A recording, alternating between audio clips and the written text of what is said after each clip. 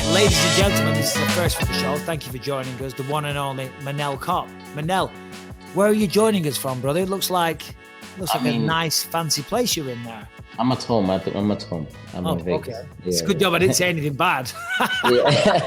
You're coming at us from a right shithole. Mate, it's great to talk to you. I've been a big fan of your work for a long time. I guess we'll start with your last fight, which was against Felipe Dos Santos. Tremendous back and forth battle. But a lot of the talk going into that fight was not about your opponent. It was about Kaikar of France. It was about Israel Adesanya. Talk me through that whole situation. What happened and where did all this animosity come from? First of all, about Kaikar of France, I was supposed to fight him, and he texted me in Instagram like say, "Hey, better you show up." He leave the comments in my pictures. Better you show up. Like I was like, this tell me this, like I always show up. I always show up. And okay. And then when I was in Australia, because I came to Australia early, 1 month before the fight, I bring my guys, and I have a friends there, and bring my partner trainer and my coach and everything 1 month after the fight, and 2 weeks or 3 weeks of the fight. Funny is because I take a screenshot on Kaikar France comment on my picture, and 2 weeks from the fight, this guy deleted the comment, and I tell to my friend, hey, to my best friend, this guy gonna pull out. He say, no way, believe me, this guy's gonna pull out to the fight. Yeah, why you say that? Why you say that? Because this guy, like, he come to my picture and delete the comments. Is for me, it means something happened, And then guess what? Mickey called me, say, hey, this guy, Kaikar France pull out of the fight. He's not gonna fight you, So this because I was mad, This because I was mad on him. Oh, you were mad. You were throwing water bottles all over the place. You were stealing the show. I mean, with a press conference full of trash talkers. Let's be real.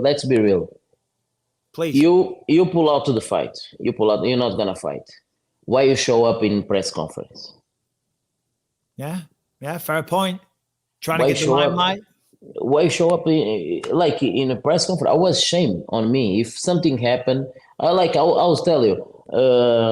1 week for the fight, I was in my on my cut weight to fight Felipe Dos Santos, and my friend is my partner training is bigger than me.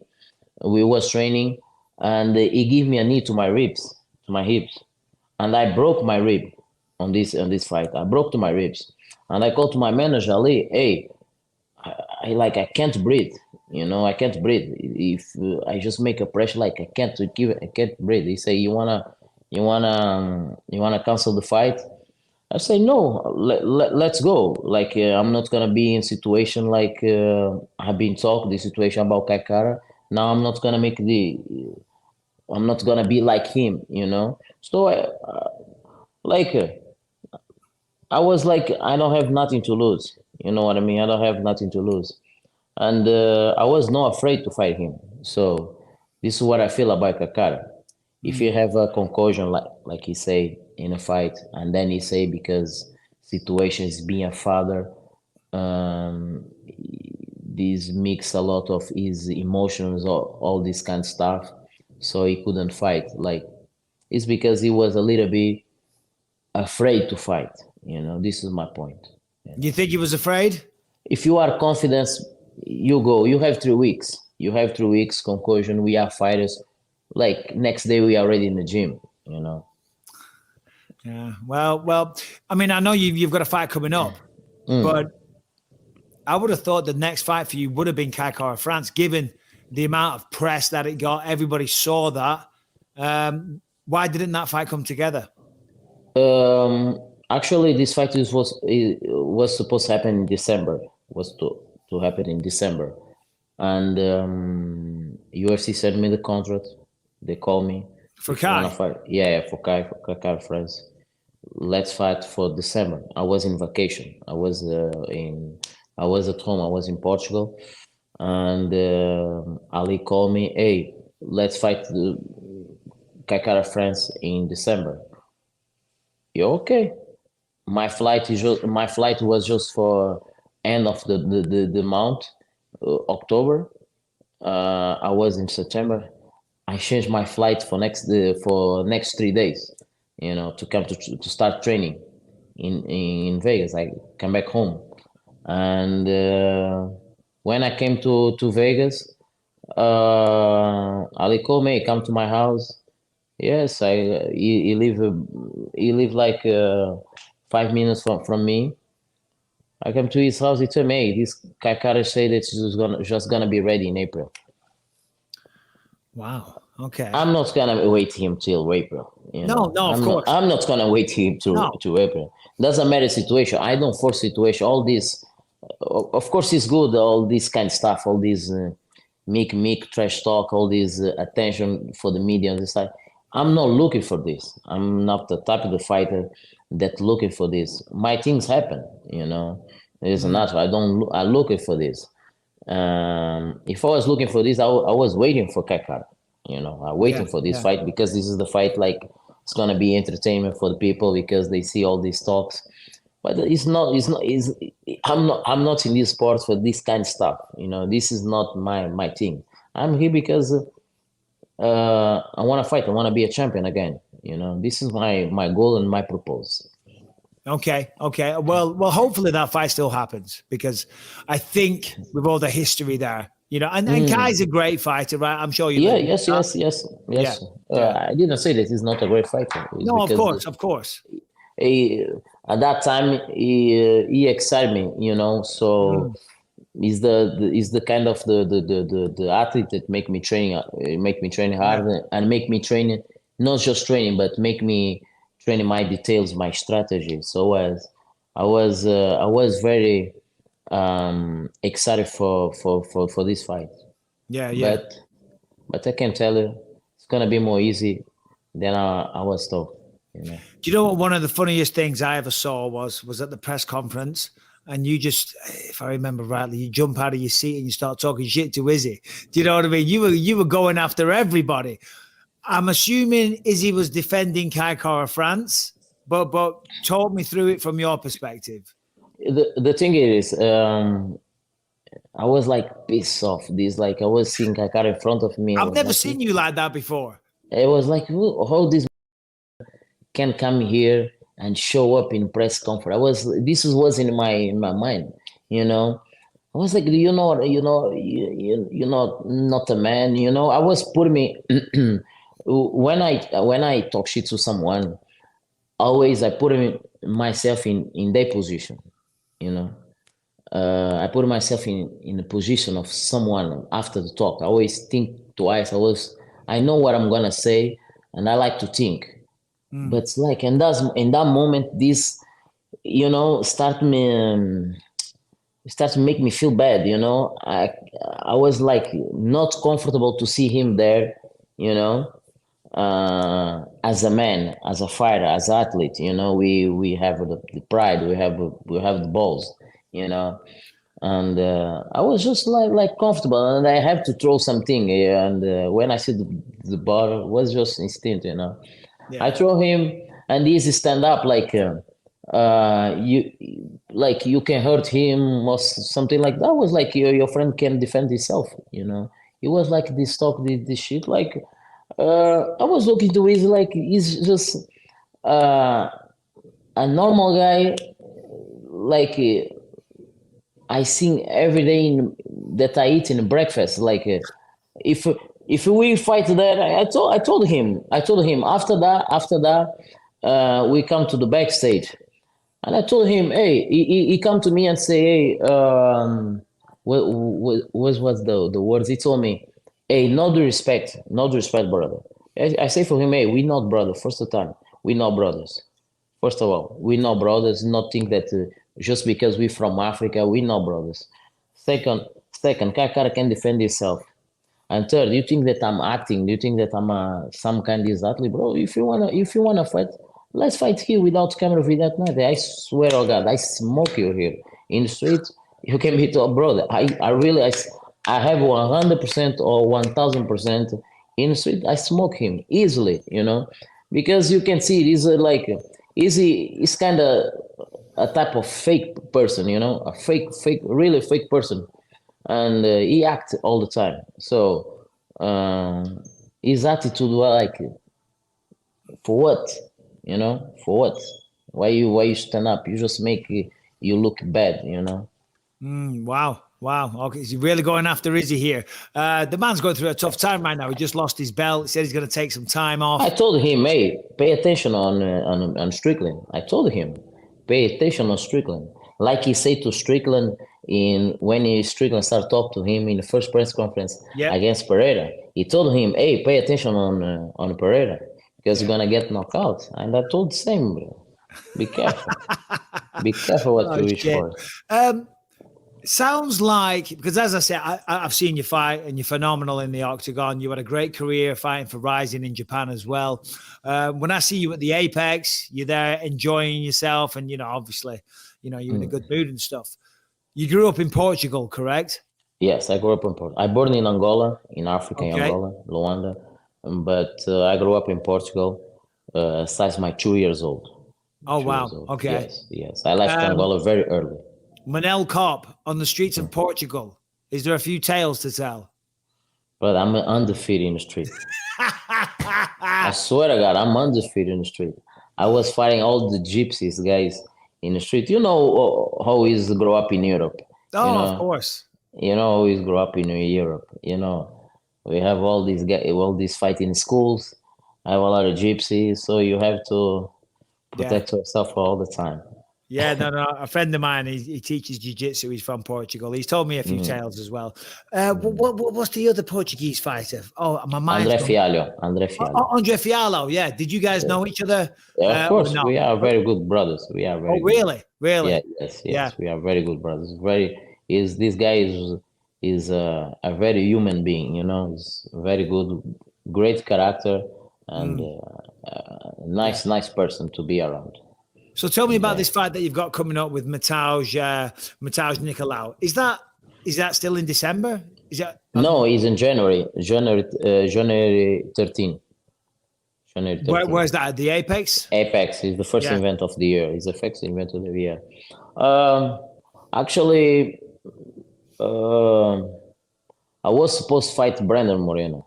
I was supposed to fight Brandon Moreno. Yes, I was supposed to fight Brandon Moreno. And we were thinking because Amir was in injury, and this fight's supposed to be in December. It's supposed to be in December. I was talking to the Mickey, and but Brandon wants to fight in Mexico. I truly understood, in his country, and he wants to fight with his fans in front of his fans, but he's truly understood. And so we move on, and the only fight right now that makes sense and that was available was Matheus Nicolau, and so for me, it's a good fight too, to show that I won the first fight we have clear, and right now I'm a different fighter, and I've been shown that I'm in different level than most of the flyweight division. So I think I'm gonna be very motivated for this fight. You have some history, so it's good to me. It's good to me. Okay, so January 13th. That's a bit of a pain in the ass. That means all over Christmas, all over New Year's, when everyone else is enjoying themselves, you're going to be in the gym. Are you a guy that likes to enjoy yourself? What do you do between training camps? Me? Yeah. I'm not too good. Good person to You're not too good? I'm not too good to. No, I'm very focused. Sure. But you like to let your hair down. I'm very focused. Like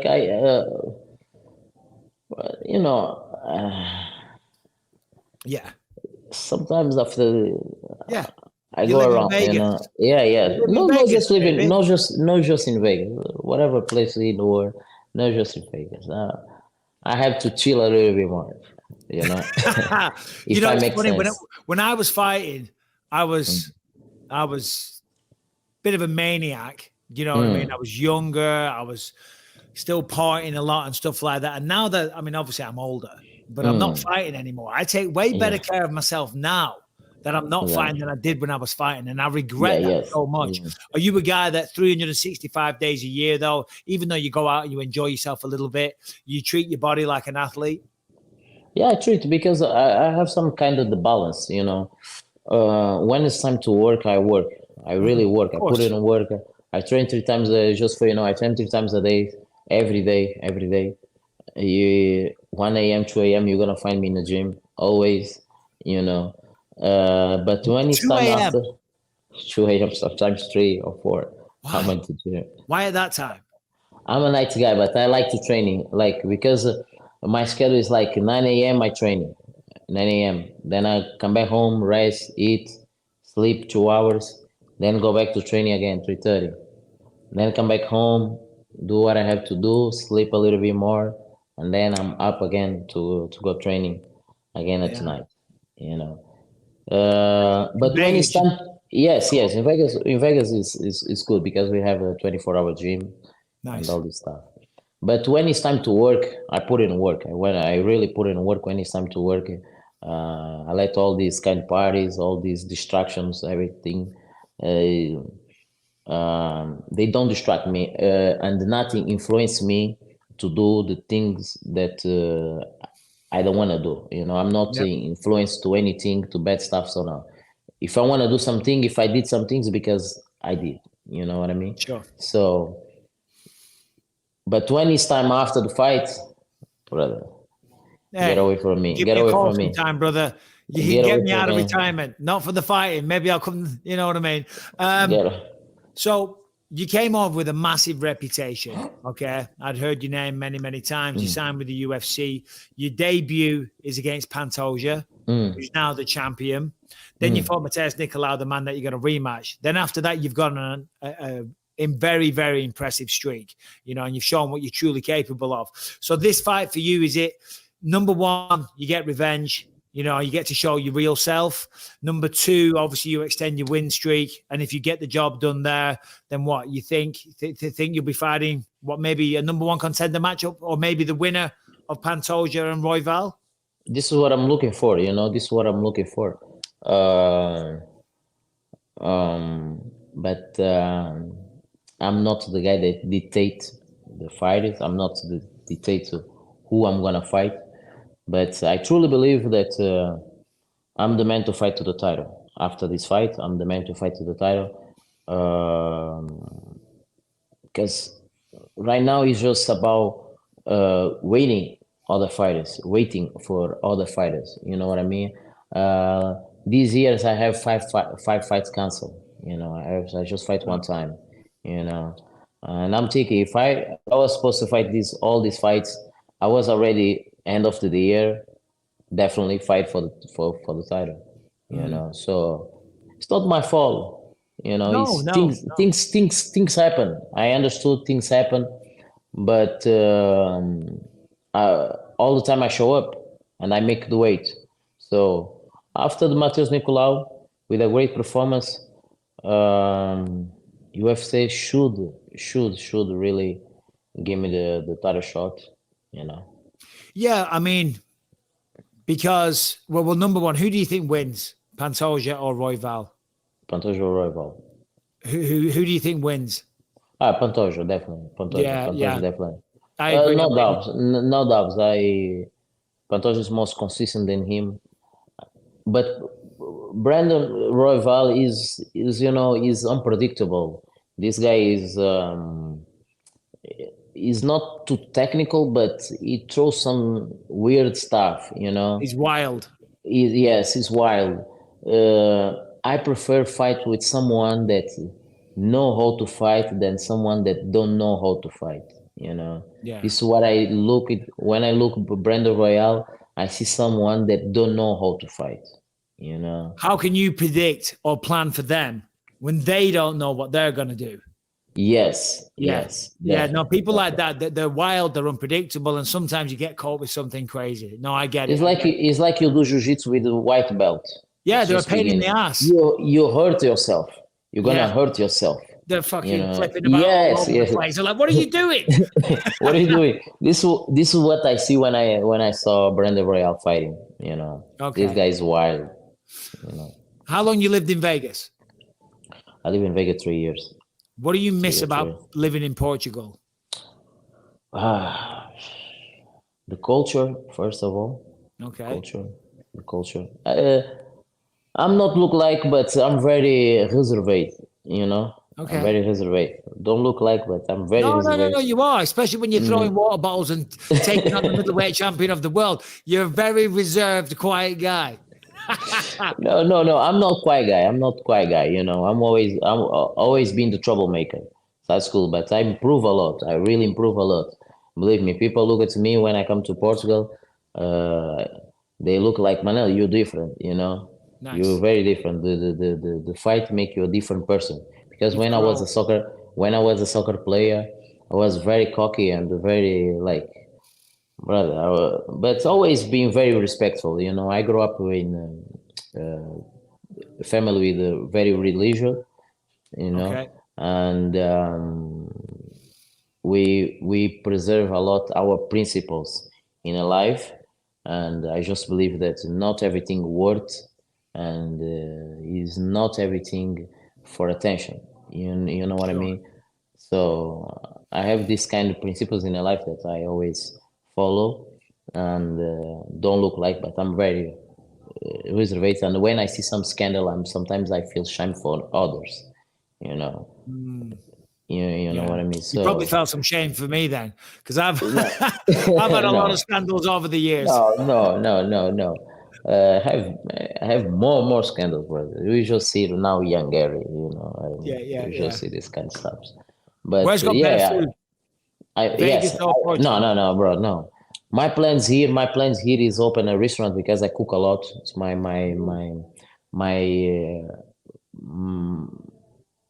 my main hobby, and that I want to make in the future a work. My job is be a chef, and Portugal is I have like the best food in no not the best food in the world, the best culture, but Japan and Portugal. This is my main countries of the food. Japan and Portugal.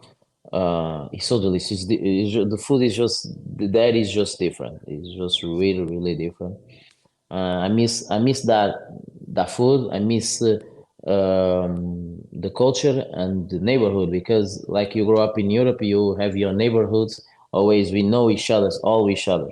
You know, Mm, we can yeah, talk to each other. Here, no, we don't have yeah. this kind of culture. And so, but I love me. I love living in Vegas. Of course. I love living in Vegas because this is the place when I was younger when I was watching YouTube, all these kinds of Floyd Mayweather's, Roy Jones Jr.'s, where they live, and I said to my friends, one day I'm gonna live in Vegas, where Floyd live, you know. So was my dream as a younger live in Vegas. So It's funny that you said that one of your hobbies or loves or passions is cooking. We just yes, had Vincente Luque on. He said the yeah. same thing.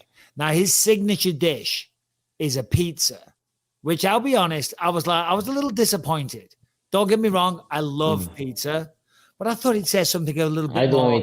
I don't eat pizza. I don't eat Well, you're this type of 125, food. bro. You I don't don't eat, no yeah no, you but don't I eat don't a eat lot of this kind. carbs. No, I eat a lot of I'm carbs. I eat joking. a lot of carbs. I eat a lot of carbs. Let's just say you're having a dinner party. Octopus. Hey, no. A dinner part, I'm gonna cook some octopus. Ooh, Octopus now with we're talking. yes. Now I will cook some octopus, boil. You know, boil. I'm gonna boil for 45 minutes. Then I'm gonna slide them and wine with wine. A little bit wine, Okay. White wine. butter, red wine, Oh, and the butter there to grill. And then I'm gonna put it in the oven. You know. And then I'm gonna do some mussels. Mussels is okay. Yeah. mussels. Yeah. Yes, some mussels. Yeah, I'm gonna put some mussels. I'm gonna bake some potatoes, some good potatoes. Potatoes with some cheese or something like that, and then some parsley, cilantro, garlic. Brother, you're gonna love it. It sounds amazing. I'm And waiting for the invite, Manel. I'm waiting for the invite. Brother, thank you for your time today. And You're I want to welcome. say thank you to Ali Abdelaziz for helping me set up all these interviews today. Good luck in the next fight. Hopefully see you soon at the Apex, and one more time. Thank you very much.